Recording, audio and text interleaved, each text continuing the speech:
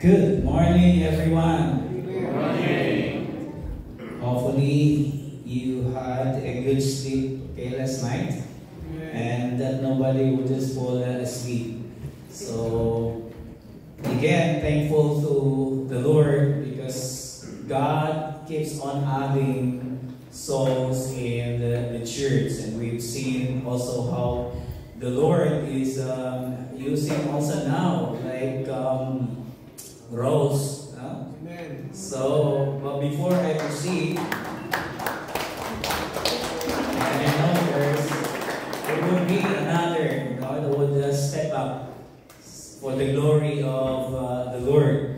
And before I proceed, lest I'll forget once again, I would like to call all those who decided to undergo water baptism last 2 weeks ago, because I forgot last Sunday because our time was running out. So can you come here and we will pray for you? Amen. All of those. Let's go, and I'll pray for you, and I will just also request the congregation to just please also stand, and we will lay our hands toward them as a sign of our support and love for these souls that got saved and decided to undergo water baptism. And I know that even next year, other people also will just go water baptism. So let's pray for them. So they are 9.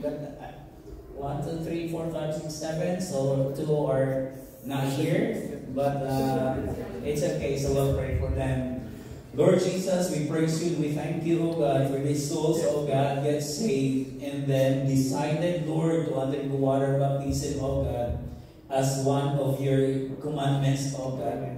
We thank you, Lord, for their obedience, oh God, to your commandments, oh God. I do pray that you will continue to bless them and use them, oh God. I know that they have talents and gifts, oh Lord. And I know that one day, Lord, they will be stepping up, oh God, just to show, oh God, their talents and their gift, oh God, to you, Lord, for your own glory. Thank you, Lord. Continue to guide them, protect them, and continue, oh God, to use them, oh God, in this ministry that you have for all of us, oh God. We continue, oh God, to protect them, oh God, and even provide them knowledge and wisdom, and even, Lord, material things, and above all, the spiritual things, oh God. We thank you so much. Continue to bless them and shower your blessing upon them. For this my prayer in Jesus' name.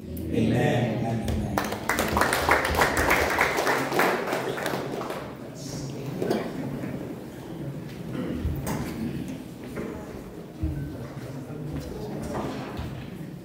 So I am thankful to the Lord for the great blessing that He has given us and has been continually bestowing to us, Lord.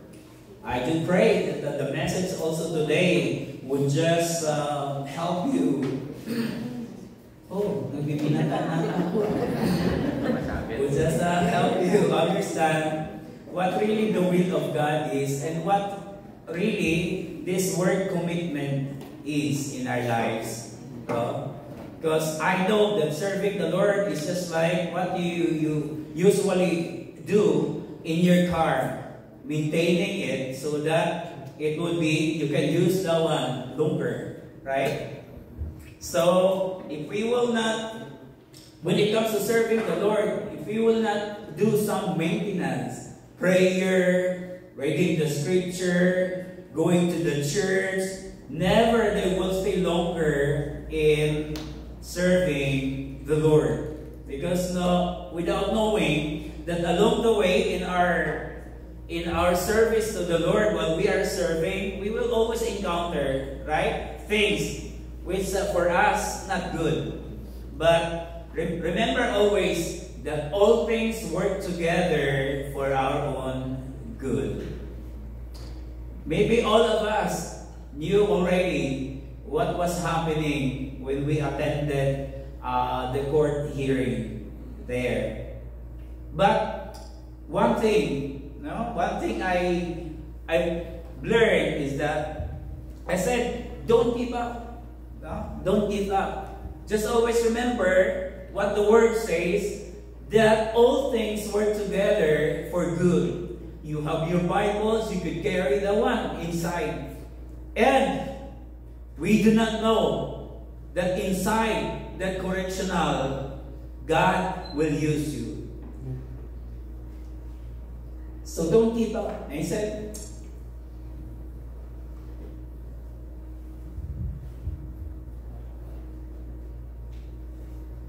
I'm ready. And don't run away from God. So always remember, in every consequence that we have, there's always a blessing behind that. We might say and we might think, Lord, why? No. Instead of how could I become useful to you, Lord? So there are lots of things you can do. I said, just pray. Keep on praying. Amen. I said, I will never give up. Just mark your word, I said.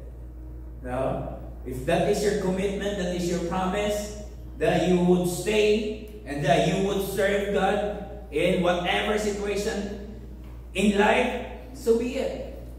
No? So be it. That's your word, and you must have to obey, and you must have to walk your talk. Okay? So, thankful also, because aside from that, it's a blessing, because before leaving the court, just imagine, he told the judge,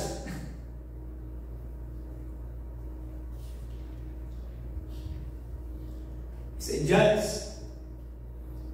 before the sheriff handcuffed me, can my pastor pray for me first? What a testimony. And I was amazed because the sheriff, the police there, just like handling the cup. What's that? Ang tawag niya? Handcuff. Instead of put the handcuff in.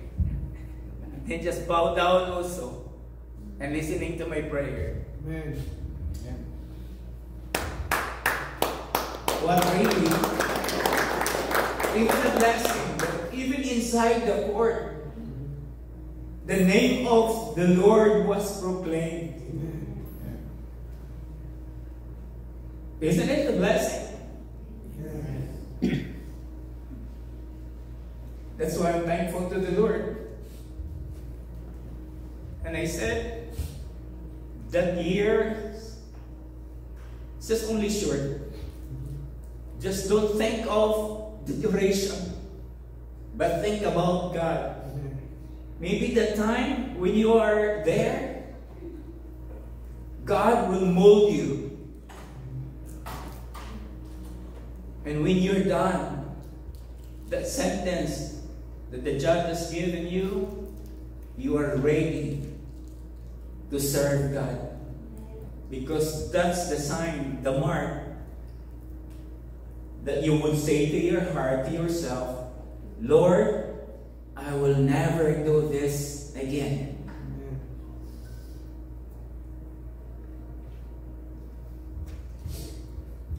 I'm thankful also. The last week also, last Saturday, we went to the Swift Current just to play also lawn tennis. I'm happy because I got the championship. I was the champion. But I was more happy because when we went home, in the car, we had our sharing.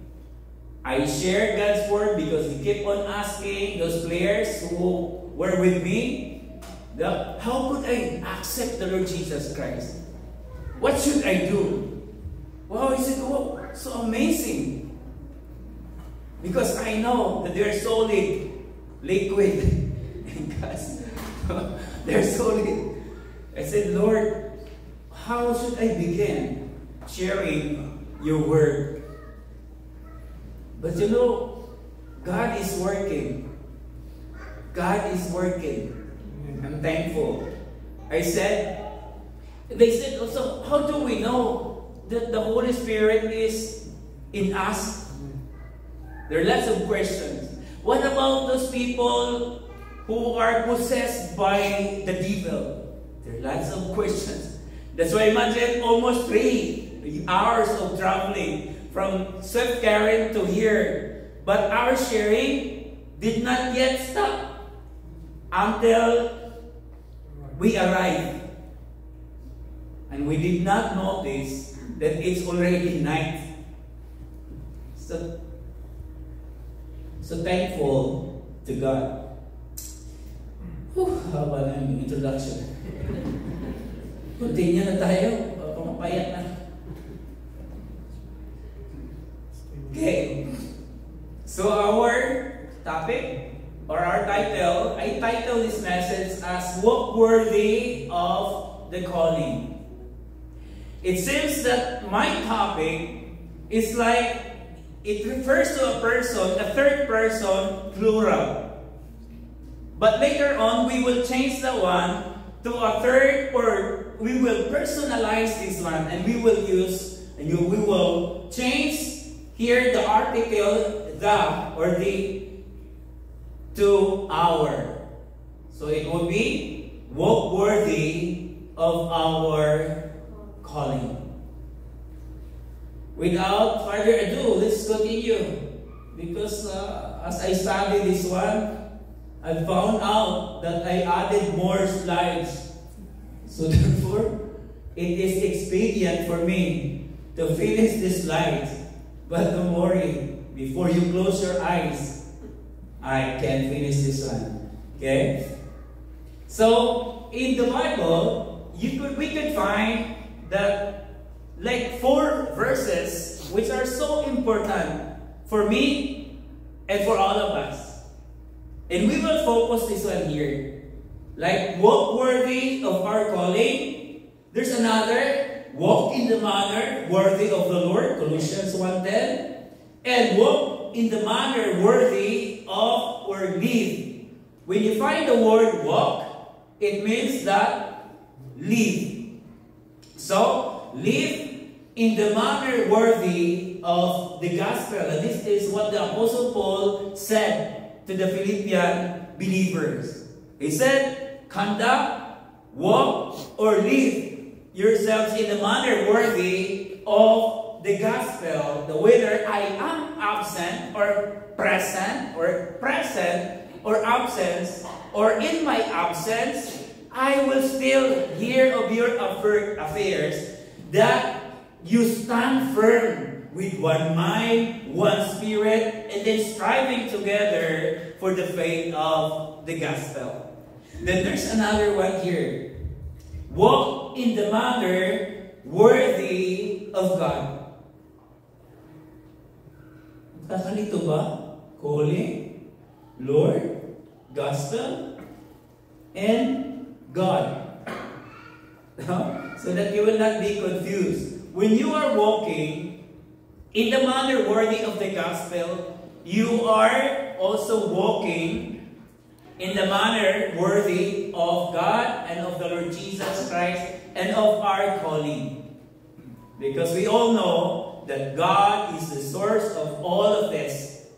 So that's why we shouldn't be confused. Now our passage is Ephesians 4:1 and 2. Again, I would like to request all the ladies first, the ladies to read this one, and we will read the second verse. Men. Okay, first. Therefore, I, a prisoner of the Lord, implore you to walk in a manner worthy of the calling with which you have been called. With all humility and gentleness, with patience, showing tolerance for one another in love. Wow. So, we will just focus this one, and I will show you like a concrete guidelines or things involved if we want truly to walk worthy before God. I believe no one among us here now has that characteristic, being worthy before God. But I know we shouldn't stop serving the Lord even though we are unfaithful, like what the scripture says, like what the song says. Our God is faithful, but we are not faithful. And thank God also. Thank God also. What my title says, walk worthy of our calling. Let's just imagine, the song that said a while ago, God has called us out of the grave. Remember that one? God has called us out of the grave. And therefore, death has no power to put us down. And Paul says, "O death, where is your sting?" So therefore, because God has called us from the darkness and put us to light, therefore, we must have to walk which is in line with what God wants us to walk. And that is, we should have to walk with holiness. Again, I am not worthy, you are not worthy, but why we are always here? Because our service to the Lord wouldn't end until we are still alive. We are still alive.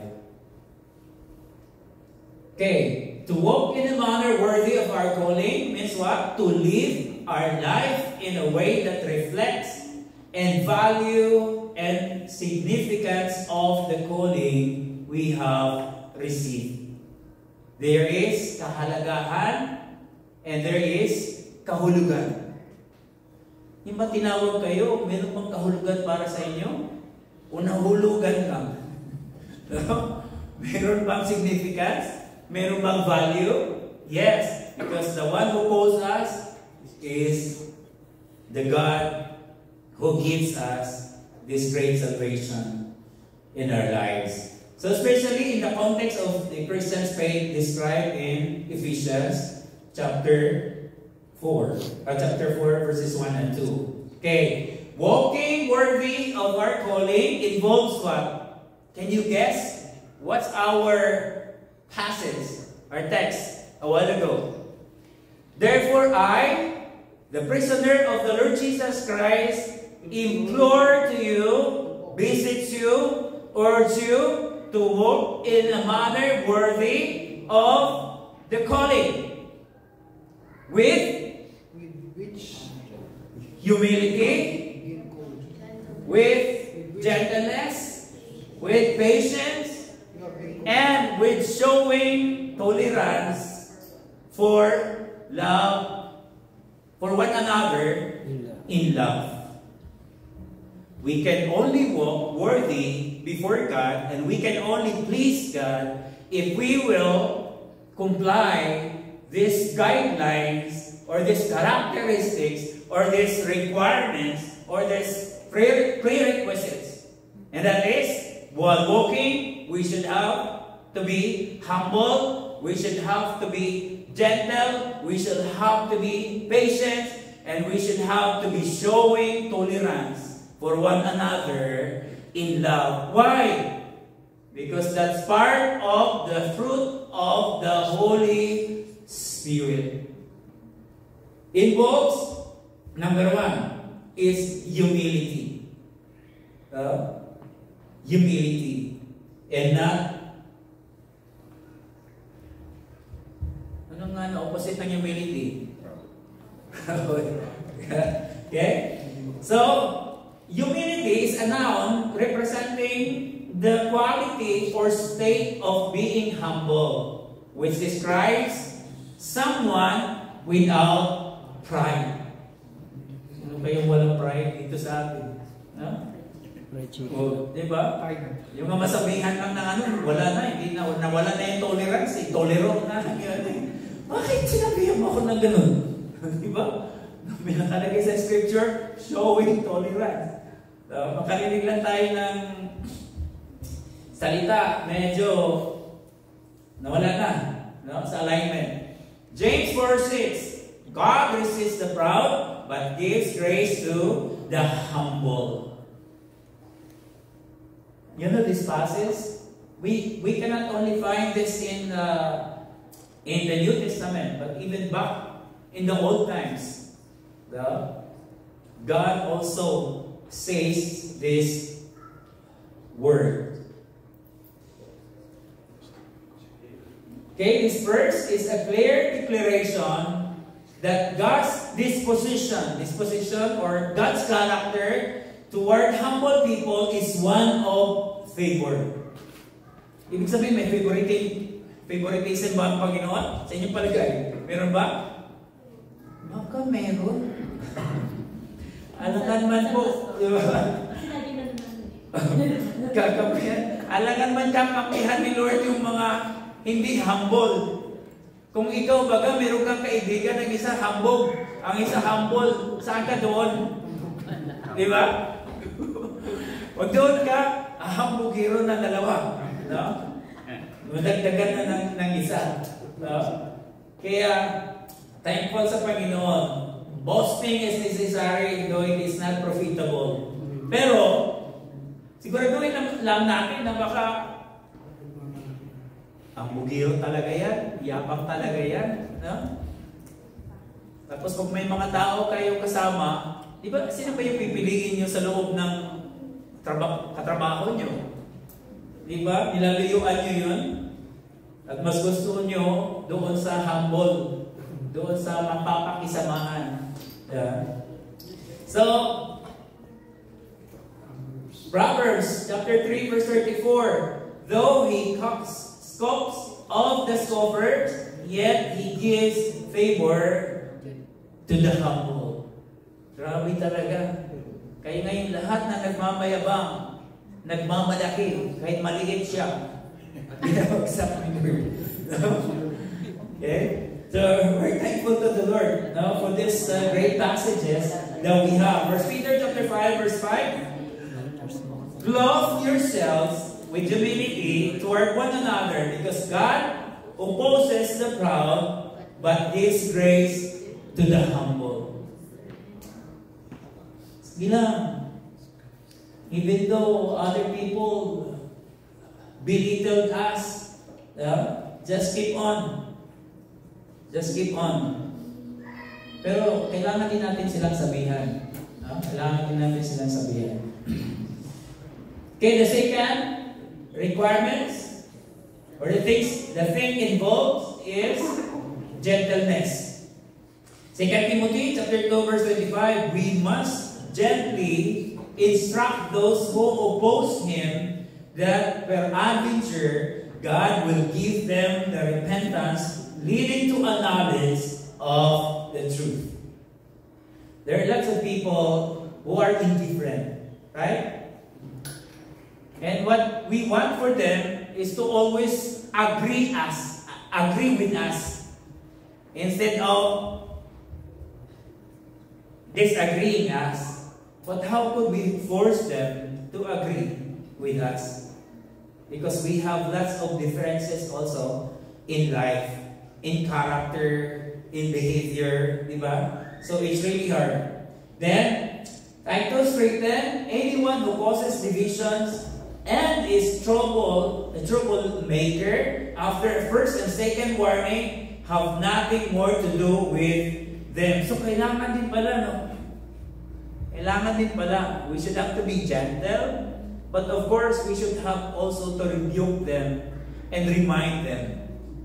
If there is one person, even inside the church, who creates division, we must have to tell him or her that, hey, you must have to stop. Or else, you will be kicked out. No. So, nawala na pagka-restorer. So, but just give them a warning and have nothing more to do with them. Okay. So, patience. Sabi ko sa inyo, malalay lang ito eh. Buti na pa rin tumatakbo eh. Parang kanina lang. So, 11 pa rin. Okay. Patience. Okay? May kasabihan. Patience is a virtue. O biro. Virtue. Kulang ng T. Nakailang review na ako nito. Kulang pa rin. Ibig sabihin, wala talaga tayong, kahit sa ating mga programa, di ba, activity, kahit anong gawin natin, meeting, pagkatapos, meron pa rin. Ang problema lang, hindi talaga natin maunawaan, no? Mga nagreklamo pa rin talaga tayo. Dahil lagi na natin pag-usapan, nagkakamali pa rin. Pero nandun pa rin yung pagreklamo kasi part yun. Para din tayo matututo. No? So, para matututo. So, it's a proverb suggesting that the ability to wait calmly without becoming frustrated is a valuable and admirable character. Kaya nga, virtue siya eh, yung patience. No? So, nung kulang sa inyo, kasi pupunta nga kayo sa doktor, naku, na naman, 1 hour and a half na naman yung mag-antay. No? Galit na naman. Okay? So, ano opposite ng patience? Impatient. Or impatience. Diba? We are all impatient. Ewan ko lang. Pero, sa atin na may mga wives, I salute you men. Diba? And women. Siyempre, hindi kayo nakakatagal ng ganun kung hindi kayo patient sa inyong mga spouses. Diba? Sa ating mga asawa. Sa inyong, ako nga, sa Helen nga, pasalamat ako, napaka-patient talaga niya eh. Kasi wag nagagalit na yun, kasi yung mga daan, yung mga damit ko, di na naman naka-fold eh. Nagalit na yan, bilis ko mag-fold. Pag nagalit na yan, bilis ka agad. Sabi niya, sinampay ka na naman doon sa mga damit mo doon sa ano. Sabi ko, mamaya kukunin ko yan. Yung mga umabot naman ng 1 month, nandun pa rin. Pero nakikita ko, grabe yung tolerance niya. Kaya meron rin siyang sinasampay doon, dinatabihan na rin niya yung aking kalat doon. So, sabi ko, yun, apply yung tolerance na hanggang lahat na yan, meron rin sinasampay doon. Okay? So, impatience. Tayo napaka-impatient po natin. We are so impatient that sometimes, instead of waiting for God's answer of our prayers, we cannot wait. And that's why we make our own move. Yeah? Lord, I pray and I ask you to provide, Lord, money that I could pay my debt. But until now, wala pa rin yun. Wala pa. Hindi pa rin dumarating. So, kailangan na magiging patient tayo. Patient tayo. Kaya, kasi God will provide. Alam niyo po ba, sa scripture sinasabi doon, not word for word, but you will see how patient is our God. Because our God is not in a hurry. He's not in a hurry. Just imagine, He waited for the Lord Jesus Christ for 30 years. But in just only 3 years, fulfilling His ministry for 3 years. Moses, he waited for 40 years. Yet, ginamit naman siya ng 40 years din. But why should I wait? Kung tayo lang yun, ako, pagka 17 years old ka na, pwede na. No? Pwede ka na, Moses. Pero si Lord, Nag-antay pa rin siya ng 40 years. Now, here's the last one. Tolerance for one another in love. Tolerance or showing tolerance for one another in love. Pagka sinasabi bang tolerance, ano yan? Yung bang pag may nakasar sa'yo, di ba? Ano ginagawa mo? Kaya kong i-tolerate yan. 490 times pa naman yung sabi ng Bible. Matagal pa yan. 490 times. No? So ano pa naman? Mga 400 pa lang. So may 90 times pa. Okay? So, means respectfully accepting and enduring the differences, flaws, and annoying behavior of others. Meron talaga mayroong annoying talaga ng mga tao, di ba? Na ang ganda-ganda ng usapan niyo, salihan talaga niya na magagalit ka. Nakaranas na kayo na gano'n? Yung ganda-ganda ng usapan, di ba? Tapos biglang, nga, okay naman yan. Pero pangit yung diskarte mo. Wala na. Sira na. No? Kaya nag-aaway na. So even when you don't agree with them as an expression of selfless, compassionate love rather than a demand of agreement or approval. So kailangan lang talaga magiging compassionate tayo. No? Selfless tayo, hindi selfish. Okay? So recognizing and respecting that others have different background, beliefs, and perspective from our own. Even here, alam ko, may mga belief kayo na hindi ko believe. Diba? So why destroying the church through that minor things? We should have to look at for the major teaching or major things in the scripture. Kasi iba bakit mo puro puti isuot mo?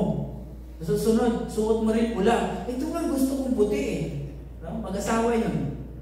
Tapos sige lang mo, pula suot mo, puti sa akin. Kasi may iba-iba tayong gustong color, di ba? Sino ba sa inyo na gusto ng, di ba? Pag tinatanong, what's your favorite color? Ako ay black and white. Yeah? Yung iba, red. Yung iba, yellow. Uyaan mo siya. No? Bakit ba inaaway mo? Bakit ba inaaway natin? Di ba? Kung buhok niya pa ganun pataas, pwede ka lang magdala-suklay. Baba na lang. So, okay lang yan. Kaya nga tayo di ba? Let's say for example, ayaw ng iba na mahaba yung buhok mo. Hayaan mo. Diba? Hayaan mo. Bakit hindi? Kailangan mo putulan yan. Hindi mag-away talaga kayo. Diba? Sabihin mo lang, alam mo ba? Pag nagpagupit ka, mas mawawa ka. Diba? So, ganun lang yan. Ganun lang yan ang natin. Pero dito kasi, diba sa iba, napaka-judgmental natin. Sa iba, napaka-judgmental natin. Sa ibang mga churches, napaka-judgmental. Pag ayaw nila, ay hindi pwede. Kailangan pumasok kayo sa church, kailangan mahabang palda. Ay, dito hanggang dito. Puro puti ang isusuot. Parang anghel na tayo.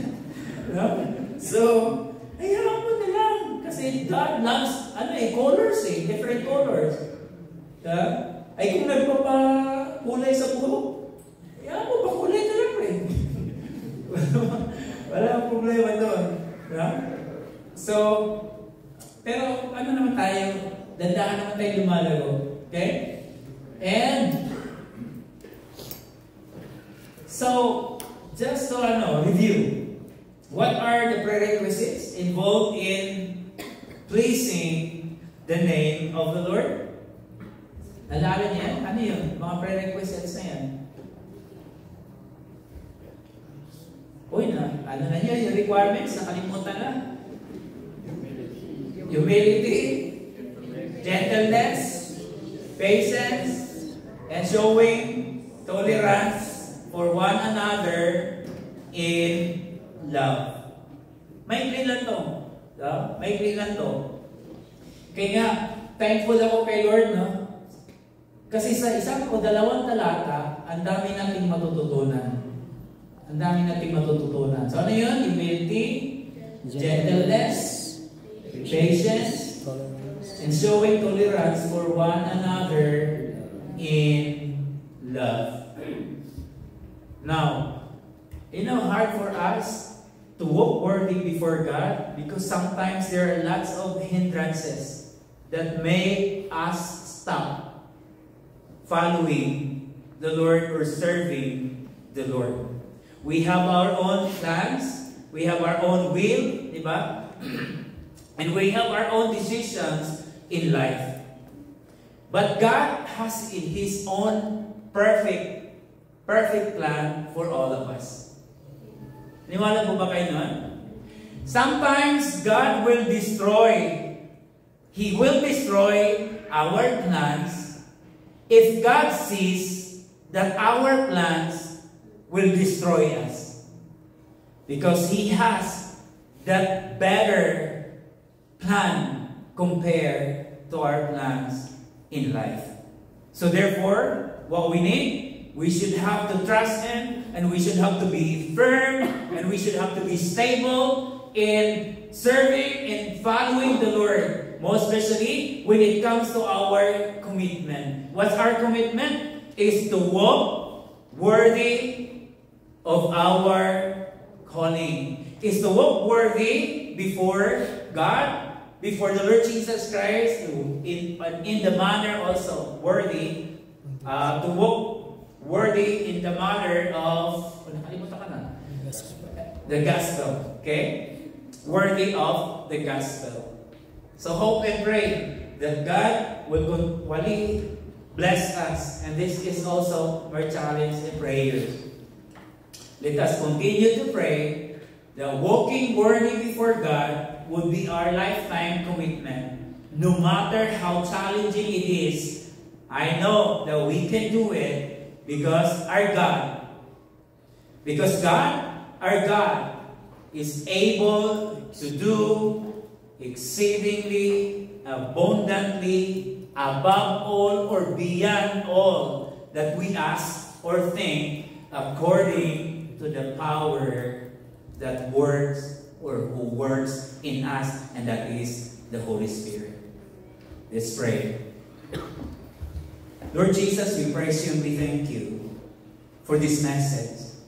I do pray, Lord, that all of us, oh God, would just race together, Lord, would just forbearing one another's burden, Lord, and would just have also that admonition to one or with one another, so that as we value You, Lord, we can value You smoothly, O God. We can follow You with unity, with harmony, O God, just to strive together for the faith of the gospel. Lord, continue to bless this message, and let this message, O God, inculcate in our minds and in our hearts, O God, that we may be able to comply all those commandments that You have for us, Lord. And I know as a result that there would be, O God, harmony, and there would be tranquility, O God, not only in our family, not only in the church, but even towards our community, O Lord. We thank You so much, O God. Bless this message once again. For it's my prayer in Jesus' name. Amen. Amen.